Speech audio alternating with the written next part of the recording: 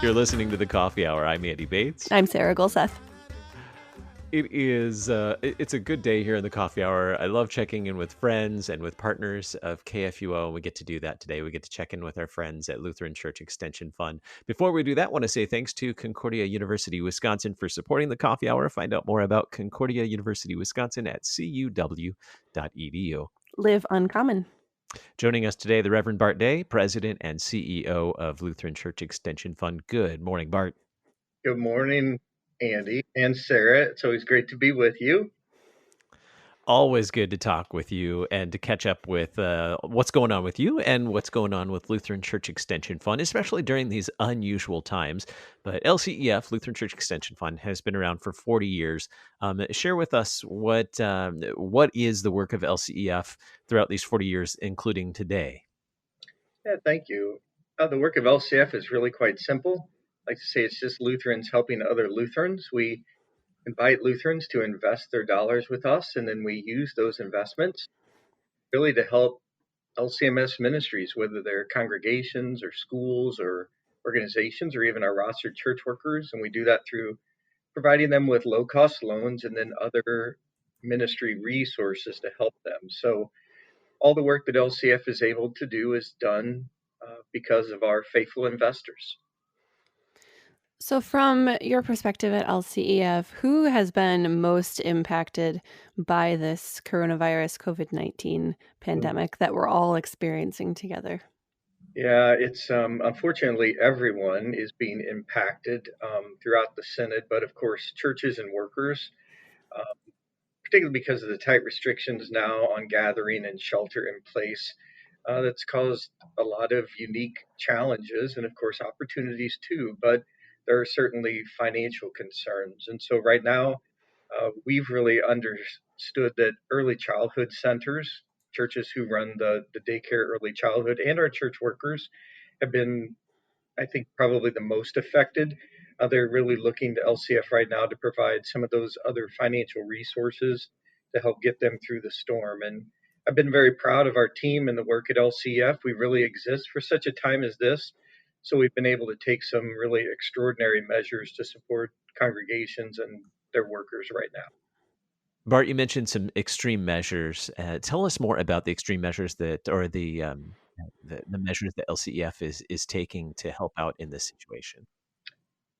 Right now, I'm really proud to say that we have been working through our district vice presidents to reach out and have individual conversations with our borrowers. All of their needs are always unique, and that means that we need to provide really unique solutions and remedies. But I can share with your listeners that as of today, we have provided some kind of help or support or remedy or accommodation to about 220 borrowers.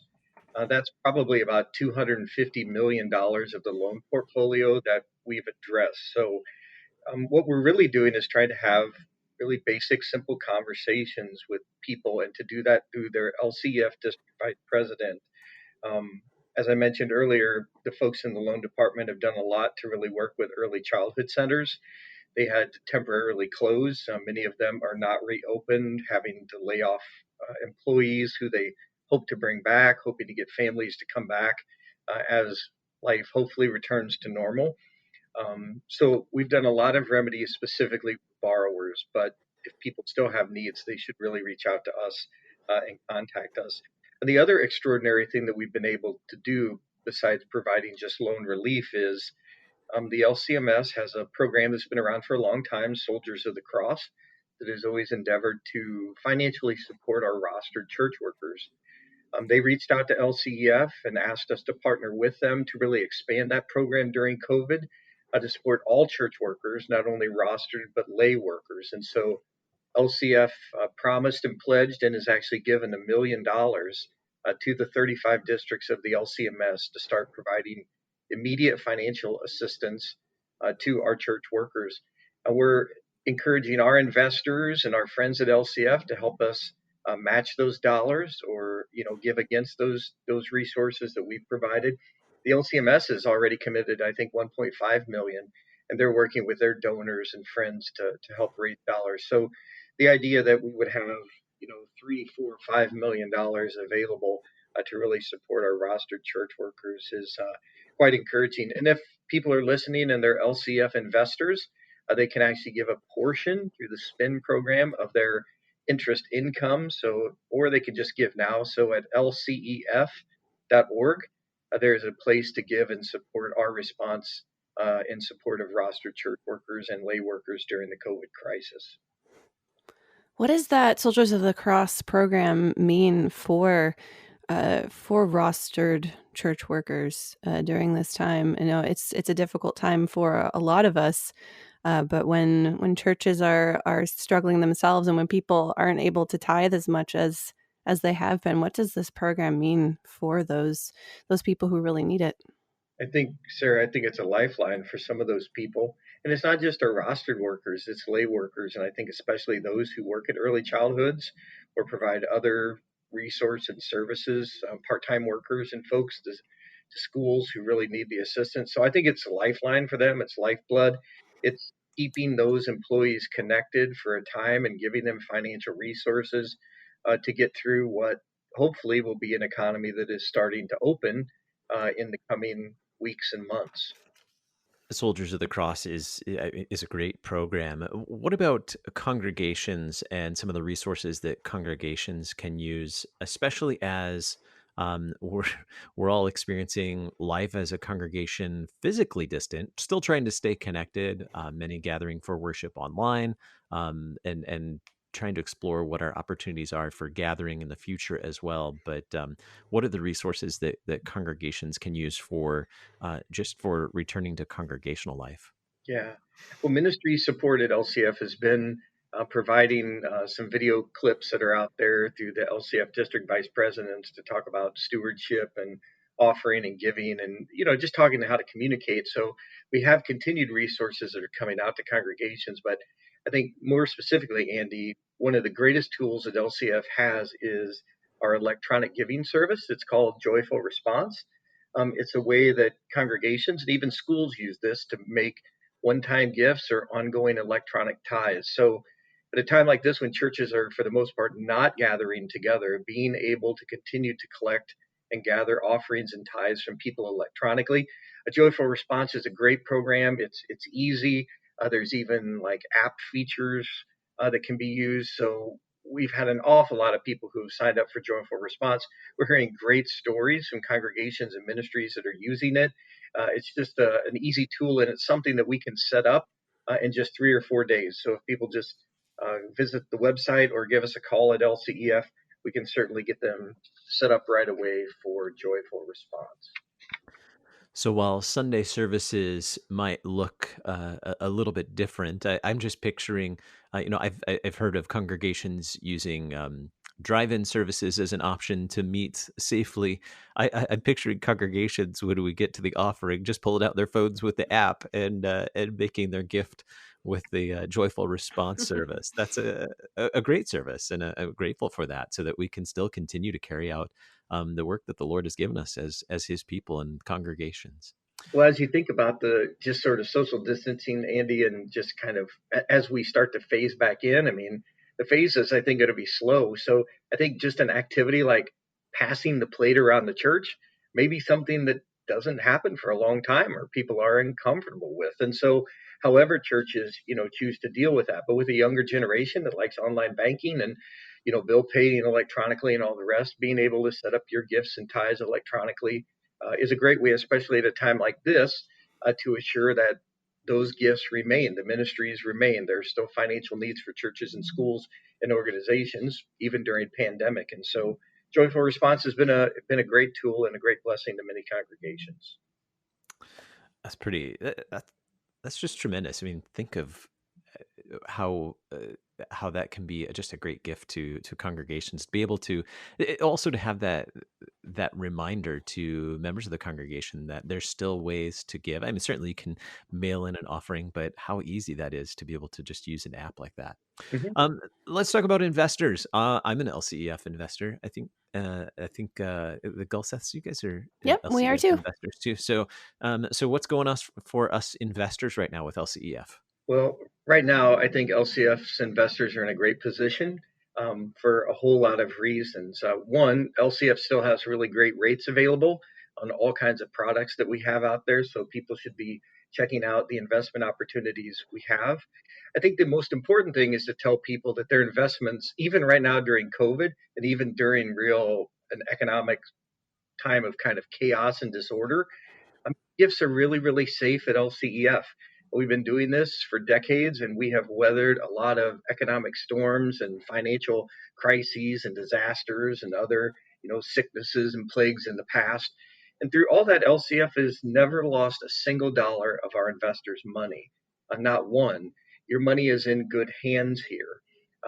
And that happens for a lot of reasons, primarily because of the sort of financial discipline that we practice at LCEF. Our investors understand that we're not FDIC insured, and that raises some questions for folks.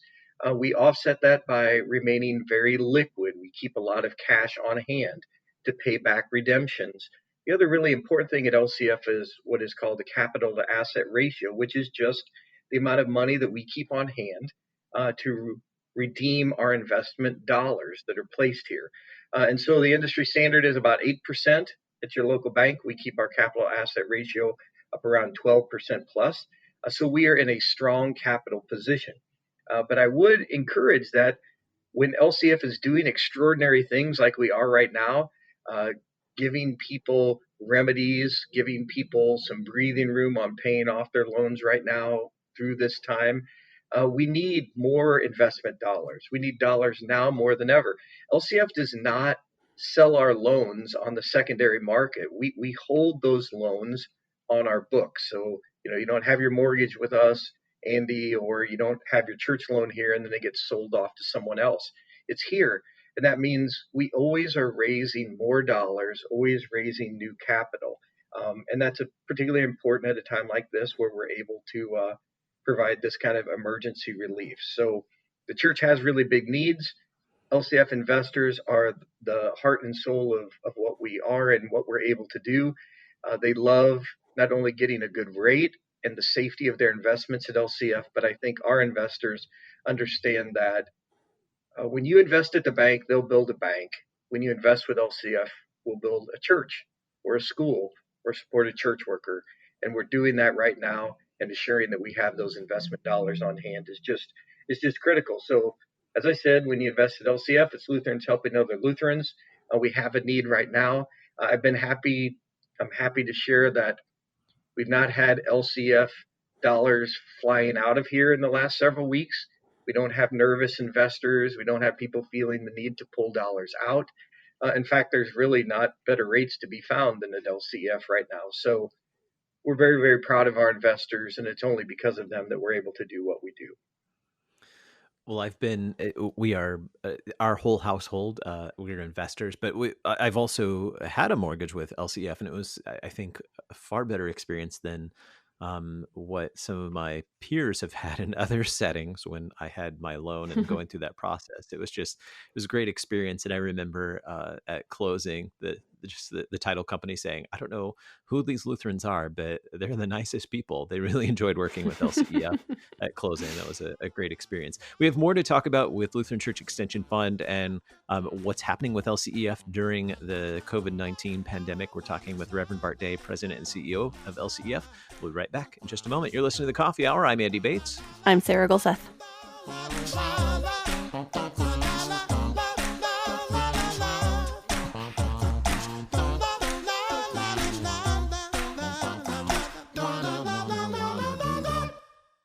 You're a miracle. You know that, right?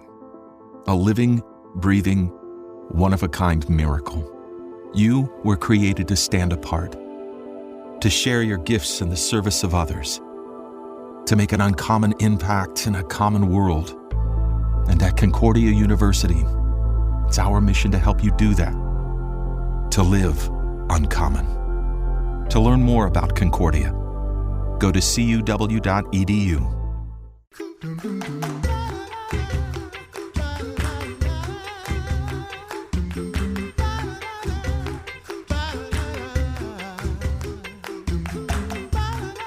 Welcome back to the Coffee Hour. I'm Andy Bates. I'm Sarah Gulseth. We're talking with the Reverend Bart Day, President and CEO of Lutheran Church Extension Fund. At a time when things seem uncertain, especially in our culture with lots of questions about investing and where your money is, it's nice to have this opportunity to talk with Bart at the Lutheran Church Extension Fund, learn about what's going on for investors there, and what is this COVID-19 pandemic, what impact does it have on our investments, and as well as how is LCEF helping congregations and ministries. So before we went to break, we were talking about what this means for investors, and lots of good news there. Investors are keeping their investments with LCEF, which then in turn, what does that mean for those who are borrowers from LCEF and ministries who benefit from the work of LCEF? What does that mean for them, Bart? Well, it means that we're able to actually loan money to them. If there's no money here and there's no capital, we can't do that. So again, we need to remain in a strong capital position. So we need a strong amount of investment at LCF to be able to provide those loans. And to be honest with your listeners, we're not only providing help and support and relief to current borrowers, but right now during the COVID crisis, we have people who are not current borrowers with LCEF, or maybe they were a long time ago, but not recently. And maybe they're not having a great experience with their local bank right now during that time, or they just need a simple thing like a line of credit to help their organization get through, to just assure that they have cash. And again, we're only able to do those things. We're only able to provide the low-cost loans to people, ministries in the church, our rostered workers and agencies, when the investment dollars are here. It's just critical. So how can people help with all of these things that we've been talking about?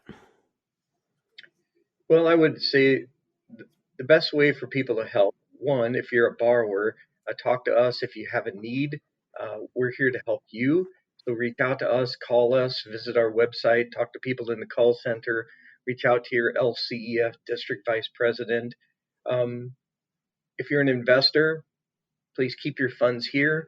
If you have some additional dollars, please consider putting them on deposit at LCF now to allow us to do these extraordinary things to continue to help the church. Because I will say that while I mentioned that, this large number of people that we've already helped in ministries, our guess is that as we move into the summer and the phased reopening of the economy happen, there's going to be more needs. We don't believe that we've kind of touched everyone who's going to need financial help and assistance from LCEF. So to have those continued investment dollars is important. The other thing I think is just pray. And you should do that first and in the middle and at the end. So pray for your pastors who have never led a congregation during a pandemic, and church workers who are feeling lonely and isolated from their people, and teachers who are having to teach in new and unique ways. And certainly pray for all those who are sick with COVID, and healthcare workers, and those who are providing care and comfort.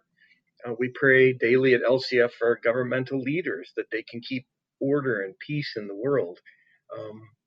Pray for one another. Pray for your neighbors who are in need. Pray for the work of LCEF, that we're faithful and diligent in providing financial help and support to those who are in need. And then pray for families and pray for peace. So pray through all of these things. The Lord is good. He's not forsaking and abandoning us. He is teaching us, even in the midst of cross and trial and tribulation, and He is good and faithful. And we in the LCMS are tremendously blessed, and not only by the Synod, but by the LCMS Foundation and Concordia Publishing House and Concordia Planned Services and LCEF, all these entities and agencies that are really here to help people, not only in the good times, but especially now when things are tough. You mentioned district vice president of LCEF. What are some of the reports that you're getting from? Because often we think of LCEF as being St. Louis based, but there are LCEF district vice presidents across the country. So really, there are representatives for LCEF. All around the country. What are some of the stories you're hearing from them? What are the reports you're hearing from LCEF around the synod? Well, first, kudos to the LCEF district vice presidents. These are, I call them our Jedi warriors. They are on the front line. They work at the district level. I mean, they are embedded in the district office, so they are part of the district ministries. Um, and they're unique. They're deployed from us here in St. Louis, but they're also quarantined in their houses, and they're starting to pull their hair out, some of them, because typically out on the road meeting with ministries, talking to people, finding out what's going on, and how does LCF come along and support what you're doing. So they're in a unique time too, but we are hearing great things from them. One is that the initial, I think, real angst and panic of churches and schools and other organizations is starting to subside. People have gotten some remedies from LCF and other places, and I think people are starting to calm.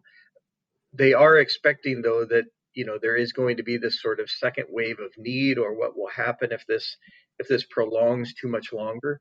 But the LCF district vice presidents are really giving us a good word that churches are going above and beyond, and they're finding new ways to connect.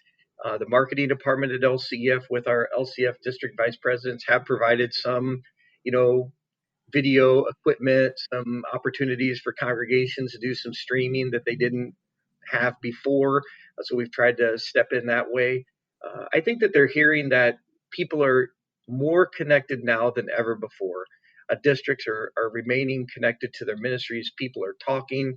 People are sharing ideas and resources now. For a time of isolation, I think people are feeling somewhat connected, even if it's just through Zoom or Yammer or whatever you're using to stay connected with people. Those things are happening. So we're hearing good things from the field, for the most part, about the ministries of the LCMS. Well, and you've mentioned a couple of times that the whole thing, the whole ministry with LCEF is Lutherans helping other Lutherans. Can you talk a little bit more about that and what that actually means in the day-to-day work of LCEF? Well, the people at LCF understand their vocation as Christians, and serving really in the church and also in the world. And so LCMS is purely a ministry to support the church in this unique way of providing financial resource. So we share a confession and a faith in Jesus, and we know that as a body we are all connected together. We know that we all have a unique piece in that connectedness, kind of like a puzzle. So people work here because of the mission of LCEF.